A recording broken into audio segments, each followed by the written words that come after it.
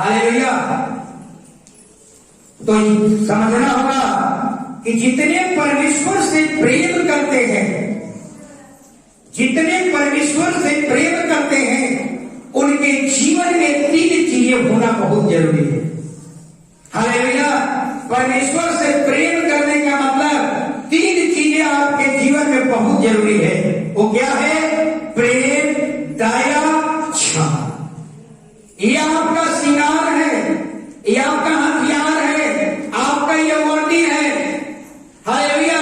अगर हम परमेश्वर से प्रेम करें, लेकिन अगर हमारे अंदर में प्रेम नहीं हो, दया नहीं हो, क्षमा नहीं हो, समझ लें कि आपके अंदर परमेश्वर का प्रेम नहीं है। हालेलुया। ये तीनों चीज से हमारी पहचान होती है कि हम राजाओं के राजा के खानदान के हैं, हम ईश्वरों के ईश्वर के खानदान के हैं। ईश्वर से प्रेम करने का मतलब यही होता है, हालेलुया, कि आपके अंदर प्रेम, दया और क्षमा। हालेलुया। अगर ये चीज नहीं है तो आप समझ ले हमारे अंदर ईश्वर का प्रेम है ही नहीं। हालेलुया। और बाइबल बताती है, हालेलुया, जिस व्यक्ति में प्रेम, दया और क्षमा नहीं है, क्या होगा? वो व्यक्ति कठोर, क्रूर बन जाएगा, निर्दयी बन जाएगा।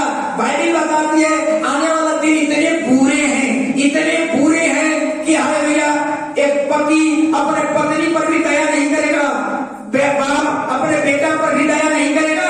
तो समझ लीजिए कि अगर आपके जीवन में ये 3 चीजें नहीं है तो आप समझ लीजिए आप एक सूखे वृक्ष के समान है। सूखा वृक्ष। हालेलुया। अगर ये 3 चीजें नहीं है तो आप याद रखिए, आप कठोर होंगे, निर्दयी बनेंगे, क्रूर बनेंगे, डरा, जलन, ईर्ष्या, ये सबसे भरपूर रहेंगे। हालेलुया। ठीक इसके विपरीत अगर इसको निकाल दिया जाए तो मनुष्य नम्र और दीन बन जाता है। हालेलुया। आज हर व्यक्ति को यही जरूरत है। परिणाम क्या होगा? अगर आपके जीवन में ये 3 चीजें नहीं है तो क्या होगा? समाज में, पड़ोसिया में, मोहल्ला में, नगर में, हालेलुया, लड़ाई, झगड़ा, हत्या, क्रोध, ये भरपूर भर जाएगा, पूरा नगर भर जाएगा। इसलिए अगर परमेश्वर से प्रेम करते हैं तो आपके अंदर ये 3 चीज बहुत जरूरी है। हालेलुया। ये तीनों चीज जो है, समझ लीजिएगा, ये 3 चीज मुफ्त में मिलता है। ये आत्मा का 9 फल है। हालेलुया। आत्मा का 9 फल। जब आपके अंदर आत्मा जाएगा, पवित्र आत्मा आपके अंदर आएगा, आपके अंदर प्रेम, दया, क्षमा भरना शुरू हो जाएगा। आपके अंदर प्रेमी बन जाएंगे, दयालु बन जाएंगे, क्षमा करने वाले बन जाएंगे, दंड देने वाला नहीं बनेंगे। हालेलुया। लेकिन जरा समझिएगा, एक पृथ्वी पर जितने भगवान आए, जितने भगवान आए, सब भगवान क्या लेकर आए? हथियार। क्या बोल रहे हैं? हालेलुया। हथियार। सारे भगवान, सारे देवता, हर मजहब में देखिए सब लोग हथियार लेकर आए। हालेलुया। और यीशु क्या लेकर आया? प्रेम। 3 चीज। अब तक संसार में यही शिक्षा थी कि हम हथियार के बल पर हम लोगों पर शासन कर सकते हैं, हथियार के बल पर हम लोगों पर राज कर सकते हैं। ये लोगों के दिमाग में था, चर्च के बाहर वाले लोगों के दिमाग में ही था कि हम किसी पर राज करना है, किसी पर शासन करना है तो हथियार के बल पर शासन करेंगे। लेकिन यीशु ने दिखा दिया, नहीं, हथियार के बल पर तुम लंबे समय तक किसी पर राज नहीं कर सकते। यीशु ने दिखा दिया कि मुझसे सीखो, मैंने प्रेम, दया और क्षमा से पूरा दुनिया को जीत लिया। हालेलुया। सोच लीजिए, यानी यीशु को रास्ता दिखा दिया, हालेलुया, कि प्रेम से हम सब कुछ जीत सकते हैं, दया करके हम दुनिया को जीत सकते हैं, क्षमा करके जीत सकते हैं। हालेलुया। जीवन भर हम उस पर राज कर सकते हैं। यीशु ने दिखाया। इसलिए हमारा पहचान का एक ही तरीका है, अगर आप मसीह से प्रेम करते हैं तो आपके अंदर में ये 3 चीज बहुत जरूरी है। हमारी पहचान इसी से है। हालेलुया। हम कितना भी साल से मसीह से प्रेम कर रहे हैं। अगर ये चीज नहीं है, याद रखिए आपके अंदर मसीह का प्रेम नहीं है। हालेलुया। ये 3 चीज, लेकिन मैं ये 3 चीज पर चर्चा नहीं करूंगा। मैं चर्चा करूंगा केवल इसमें एक पाठ का। हालेलुया। और चर्चा करूंगा दया के बारे में। आज हमारा शीर्षक होगा दया के बारे में। एक वचन पढ़ेंगे, यशायाह 54 अध्याय 10 वचन। यशायाह 14 अध्याय 10 वचन। 14 चलो जल्दी।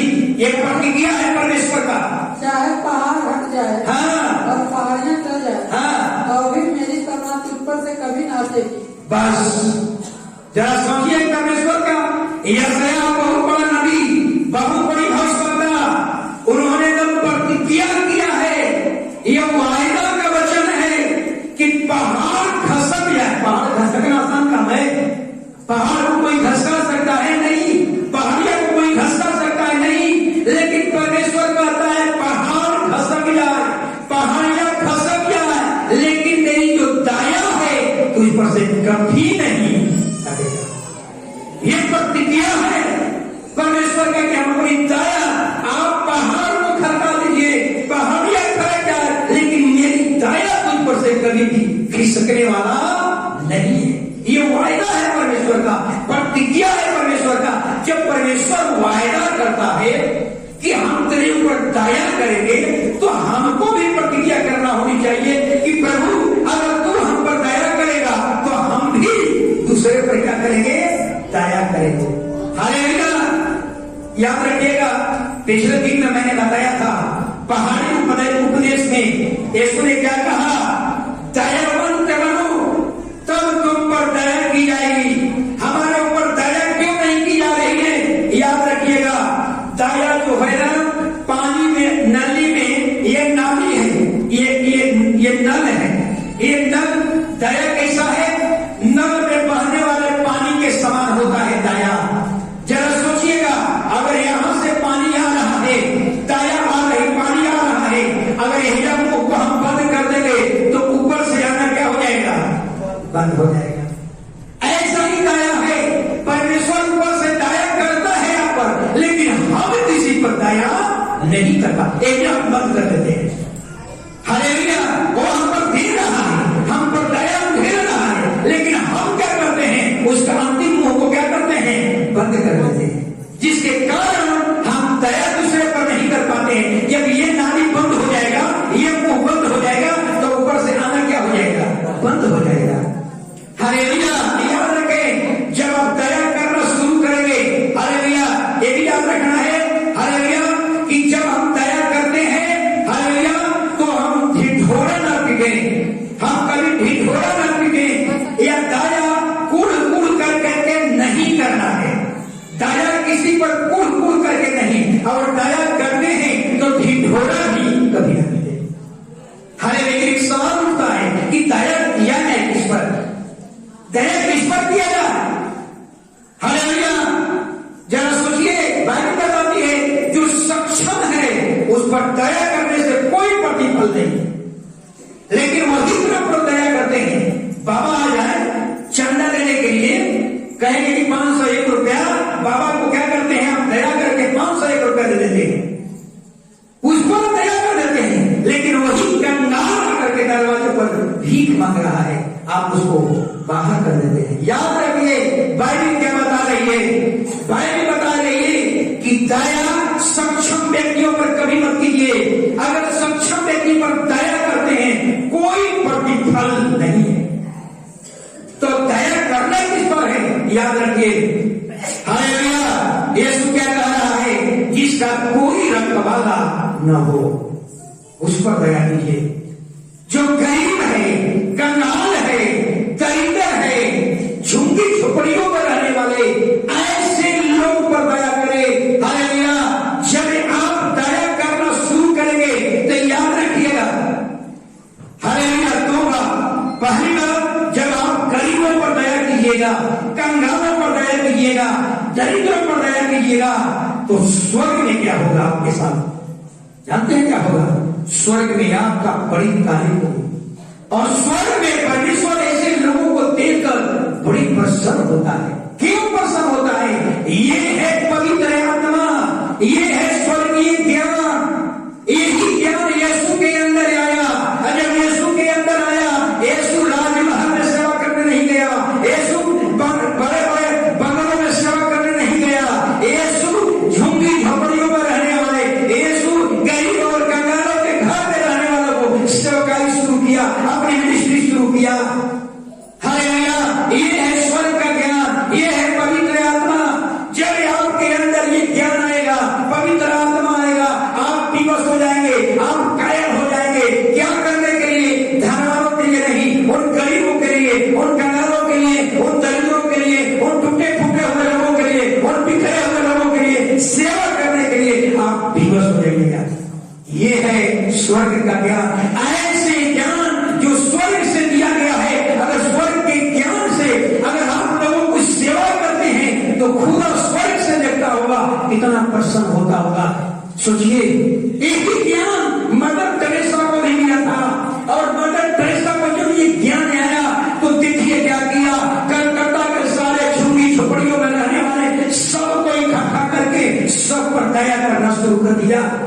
मदर टेरेसा कभी धनवानों और बंगलों में रहने वालों के पीछे सेवकाई नहीं किया। ये है स्वर्ग का ज्ञान। जब वो ज्ञान आपके अंदर आएगा तो याद रखिएगा, ऐसे काम करने वाले गरीब दरिद्र कंगाल झुग्गी झोपड़ियों में रहने वाले, हालेलुया, टूटे हुए बिखरे हुए अगर लोगों की आप सेवा करते हैं, दया करते हैं, मान सम्मान देते हैं, आदर करते हैं, तो समझ लीजिए स्वर्ग में कितना आपकी बड़ाई होती होगी, स्वर्ग में कितना परमेश्वर आप पर प्रसन्न होता होगा। लेकिन जब इस पृथ्वी पर एक कंगाल गरीब दरिद्रों का मान सम्मान होता है तो धनवान के साथ क्या लगता है? धनवान के साथ क्या लगता है? हालेलुया! धनवान को बुड़बुड़ाना शुरू कर देगा। हालेलुया! सोच लीजिए, वो लोग नहीं चाहते हैं कि कोई गरीबों पर दया करे। वो जानते हैं कि गरीब जब गरीब धनवान हो जाएगा तो हम उस पर शासन नहीं कर पाएंगे। हालेलुया!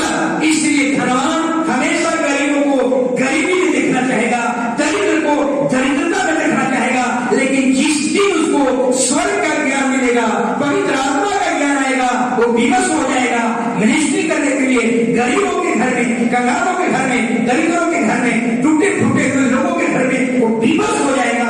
आज यही ज्ञान हमको आपको ही जरूरत है। हालेलुया! ऐसा कर करके देख लीजिए, सबसे ज्यादा अगर गरीबों का मान सम्मान कीजिए, कंगालों को, अछूत जातियों को, हालेलुया, सबसे ज्यादा शांति कहां मिलता है? यहां मिलेगा। बड़ी शांति, बड़ी सुकून होता है, लगेगा कि जीवन का सारा आनंद हमें प्राप्त कर लिया। हालेलुया! ये है स्वर्ग का ज्ञान। हालेलुया!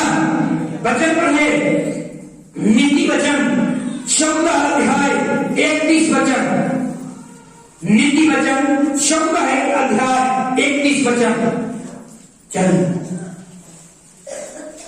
जो कंगाल पर अध्ययन करता, हाँ, वह उसके कर्ता की निंदा होती है। आगे, तू जो दरिद्र पर अनुग्रह करता, हाँ, वह उसकी महिमा करता। बताइए, अनुग्रह का मतलब दया। जो दरिद्र पर दया करता है उसकी महिमा होती है। हालेलुया! इस पृथ्वी पर, हालेलुया, समझ लीजिएगा, दरिद्र, हालेलुया, का मान सम्मान जब भी होगा, हालेलुया, याद रखेंगे, हालेलुया, धनवान लोग, विलासमय जीवन जीने वाले लोग कुड़कुड़ाना शुरू कर देंगे। हालेलुया! इसलिए बाइबल सिखाती है, अगर हम परमेश्वर की स्तुति करते हैं, निर्णय कर ले, हम निर्णय कर ले। हालेलुया! क्या निर्णय करना होगा? साल भर में हम कुछ भाग निकाल ले और क्या करें? हालेलुया!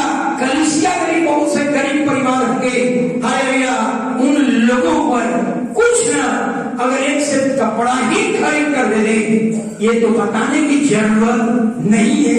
हालेलुया! अगर ऐसा करते हैं तो समझ लीजिए आप परमेश्वर के दृष्टि में प्यारे पात्र बनेंगे। हालेलुया। परमेश्वर अगर हमको और आपको बुलाया है, इसीलिए बुलाया है आपके अंदर ये दया दिखे। दया नहीं दिख रही है, क्यों नहीं दिख रही है? लगता है कि परमेश्वर के साथ हमारा मेल मिलाप नहीं रहा, परमेश्वर के साथ हमारी सहभागिता खत्म हो गई है।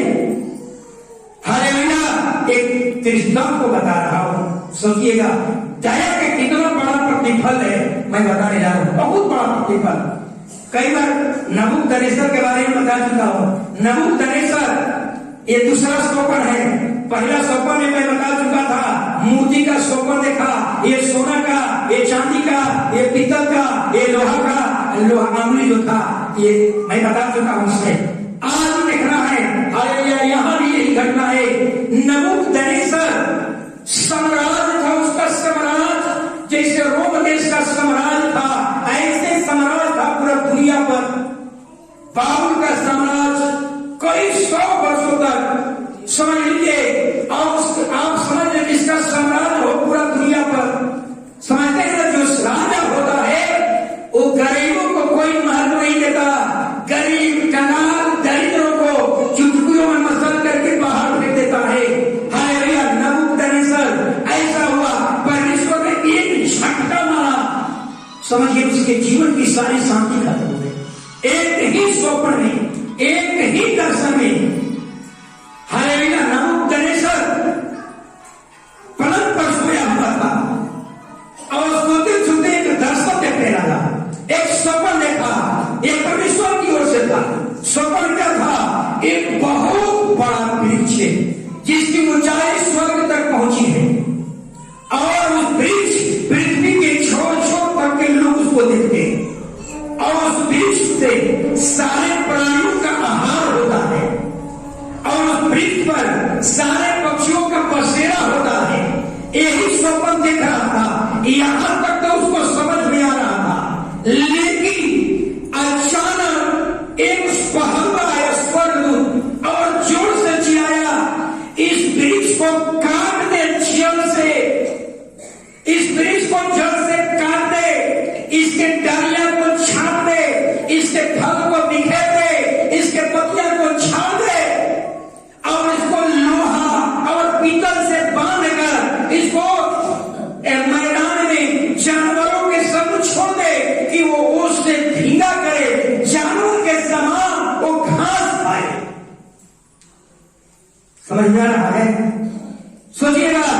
हालेलुया। नबूकदनेस्सर को दर्शन, लेकिन जब ये सुना कि पहलवा कहता है इसको काट दे, ये चीज उसको समझ में नहीं आ रहा है। इसका अर्थ क्या होगा? इसका अर्थ क्या होगा? आप जानते हैं कि राज दरबार में तनख्वाह पर पंडित पाए जाते थे, ज्योतिष, हरे टोढ़ा करने वाला, रुपया पैसा पर सारे पंडित को राज दरबार में हाजिर किया गया, लेकिन किसी की हैसियत नहीं था कि परमेश्वर के दर्शन को कोई बता दे। परमेश्वर के दर्शन वही बता सकता है जिसके अंदर पवित्र आत्मा हो। किसी ने दर्शन का अर्थ नहीं बताया। उसी नगर में, बेबीलोन में ही नबूकदनेस्सर दानियल को गुलामी में लाया था, गुलामी में लाया था। एक गुलाम व्यक्ति, सोचिए, दानियल को बुलाया गया और दानियल ने कहा ये स्वप्न बताने का काम खुदा का है। रात में प्रार्थना में बैठा, परमेश्वर ने सारा चीज प्रकट कर दिया और सुबह में गया, राजा के दरबार में गया और राजा से कहने लगा, सोचिएगा जरा क्या कहा, सोचिएगा दया का कितना बड़ा प्रतिफल है। हालेलुया। राजा से कहा, वचन पढ़िए, दानियल 4:27। एक मिनट रुक जाएंगे। 4:27 निकाल लीजिए। जानते हैं वो वृक्ष कौन था? वो वृक्ष कौन था? राजा। हाँ, राजा। वो नबूकदनेस्सर था। परमेश्वर कहा कि इसको काट दे, इसके राज को खत्म कर, इसके अधिकार को काट दे। डालियां काटने का मतलब अधिकार काट दे, इसको मैदान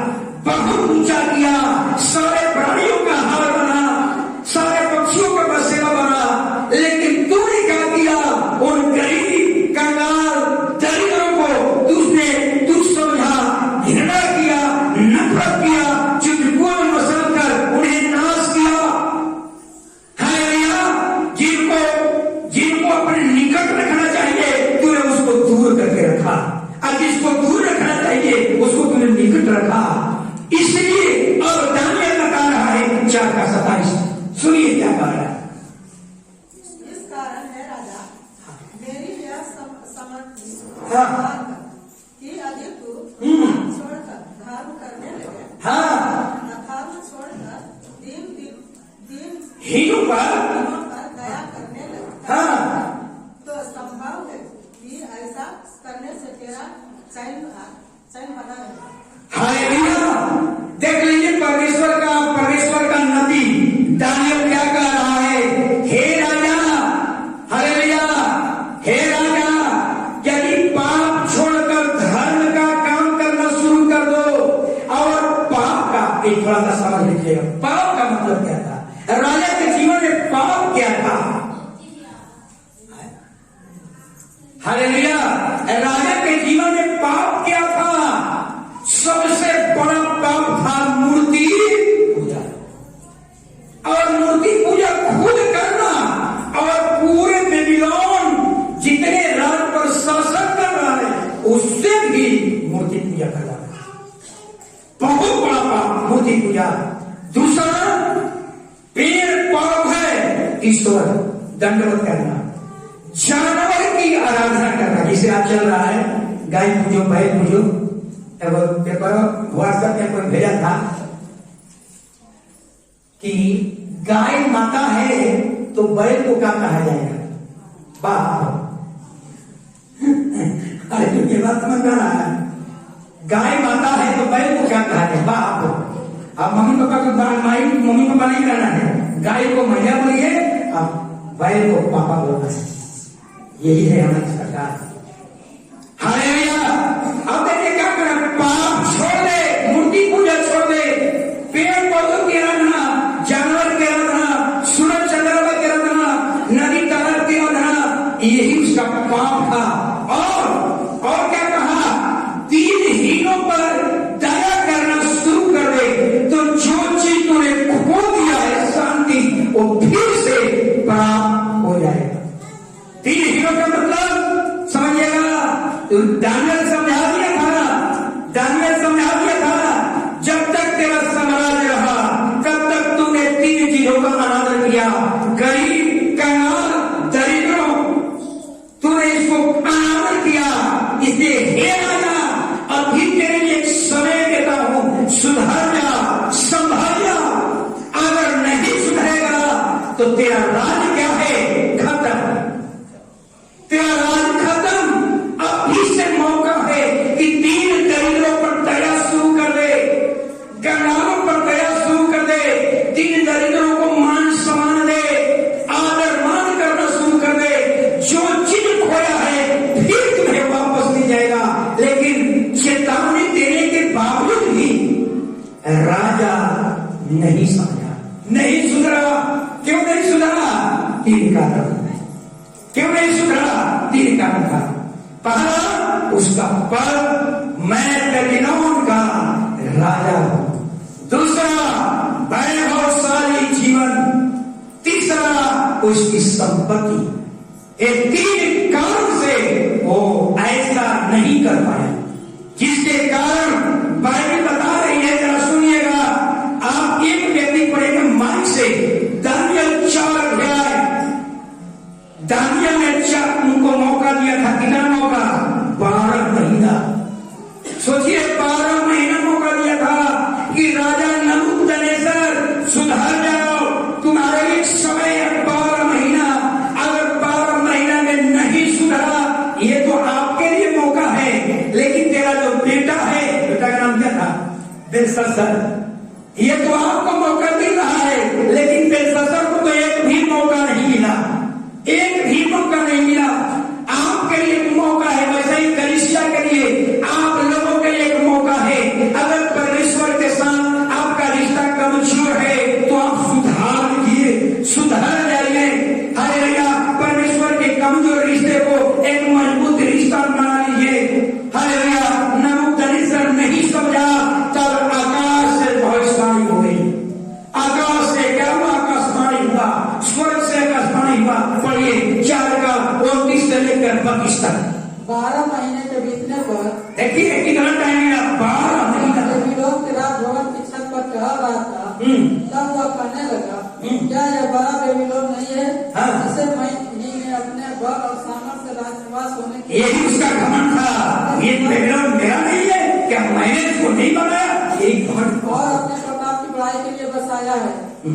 यह वचन राजा के मुंह से निकलने भी न पाया था कि आकाशवाणी हुई, हे राजा नबूकदनेस्सर, तेरे विषय में यह आज्ञा निकलती है, राज तेरे हाथ से निकल गया और तू मनुष्यों के बीच से निकाला भी जाएगा और मैदान के पशुओं के संग रहेगा। जोर से बोलना, धीरे धीरे बोलेगा, उधर सुनाई पड़ेगा। हालेलुया, सुनिए, हालेलुया। आकाशवाणी हुआ, स्वर्ग से आकाशवाणी हुआ, हे राजा, अब ये समय निकल गया, 12 महीना समय दिया गया था। हालेलुया, समय निकल गया। जानते हैं क्या हुआ? राजा को, नबूकदनेस्सर को एक मौका मिला था। क्या? आज से चुन ले 3 लोग, गरीब, कंगाल, दरिद्र, जिसका कोई रखवाला नहीं हो, उन पर दया शुरू कर दे तो तेरा राज बरकरार रहेगा। जो कुछ खो दिया है फिर तुम्हें वापस मिलेगा। लेकिन राजा ने इन 3 चीजों पर कभी गौर नहीं किया। ये कितना बड़ा प्रतिफल है अगर हम दया शुरू कर देते हैं उन गरीब, कंगाल, दरिद्रों पर, तो सोच लीजिए आपके घर पर कितना बड़ा शांति होगा। हालेलुया। लेकिन राजा ने मन नहीं फिराया, परिणाम क्या हुआ?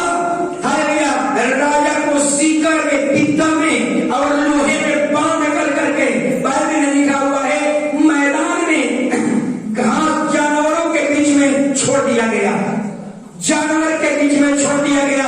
और बाइबल कहती है कि नबूकदनेस्सर का जो बाल था वो पक्षी के पंख के जैसा बढ़ गया। उसका जो नाखून था पूरा बड़े बड़े जानवरों के पंजे के समान बढ़ गए। उसका मेरे पास एक चित्र है, मैंने नेट से डाउनलोड किया था।